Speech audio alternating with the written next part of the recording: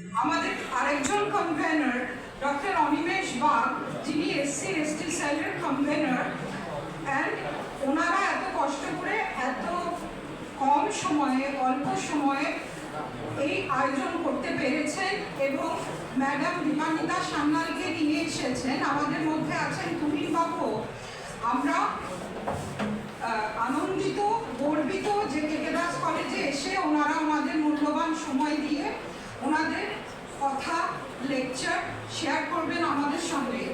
As we all know that Dr. B.R. Ambedkar was not only the father of Indian Constitution, আমরা ইতিহাসে তাই বলে ওনাকে চিনি, কিন্তু he was a social reformist as well।